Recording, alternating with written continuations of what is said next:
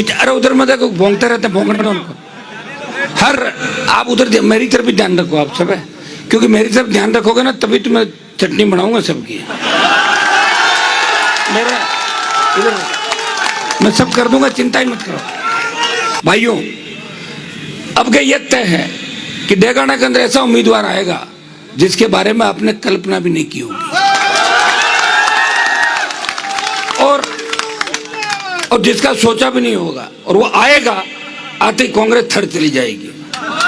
डेगाना को धन्यवाद कि भगोड़ों को शरण दी यहाँ पर, और आपने शरण देकर उनको जिंदा रखा।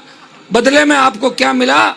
न विकास हुआ और न कुछ हुआ, विनाश जरूर हुआ यहाँ पे। और मेरी बात अगर नहीं मानो तो डेगाना के वर्तमान प्रधान जी के कान में जाके पूछ लेना इस राज्य में उनके साथ क्या हुआ था।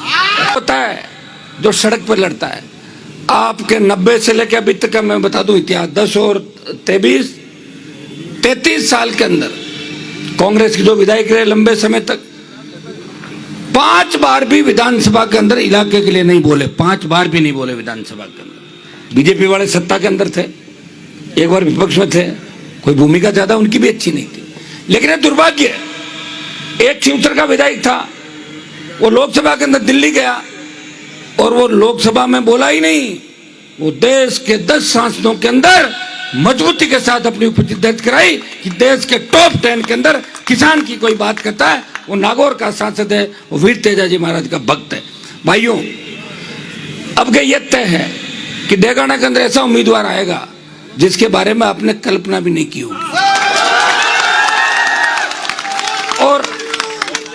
और जिसका सोचा भी नहीं होगा, और वो आएगा, आते ही कांग्रेस थड़ चली जाएगी। मुकाबला भारतीय जनता पार्टी आरएलपी का डेगाना के अंदर। मैंने पहले ही कहा था कि कांग्रेस को आपने कहने टाबर गांव में कि वो थर्ड आएगा, फर्स्ट सेकंड थर्ड, तो थर्ड करा के भेजूंगा।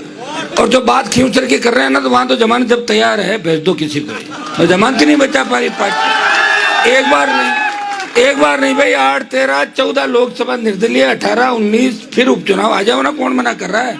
छोड़ के भाग गए सारा इलाका, वोट पड़ रहा है वहां। डेगाना में शरण ली, में धन्यवाद दूंगा डेगाना के लोगों को कि आपने शरण दी उन लोगों को।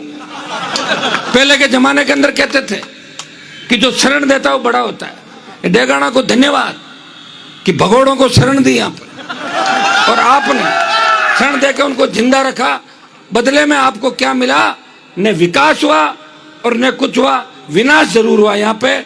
यहाँ जो मजबूत राजनेता उभर के आते, कुछ किसान के बेटे उभरते, कुछ विधायक बनते, कुछ आगे जाते, उनको नहीं जाने दिया। और मेरी बात अगर नहीं मानो तो डेगाना के वर्तमान प्रधान जी के कान में जाके पूछ लेना इस राज्य में उनके साथ क्या हुआ था, खुद ही बता। ये मैं नहीं कह रहा हूं, कान में बात करना, ठीक है। और हमारा देखिए नेताओं का कई बार बयानबाजी होती है, करती है, लेकिन मैं आपको बता दूं, मैं मेरे बयान से कभी नहीं बदलता। और मेरी अगर कोई मदद करता है, मैं लाख लोगों के बीच कह सकता हूं उसने मेरी मदद की।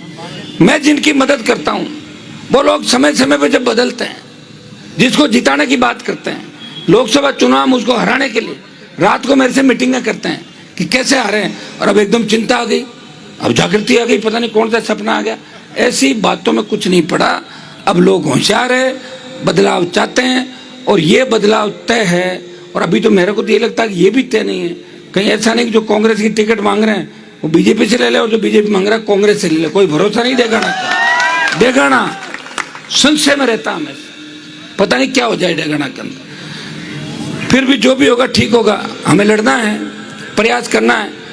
और राजस्थान में जो 90 लाख नया वोट जुड़ा है, वो 90 लाख नया वोट इस राजस्थान की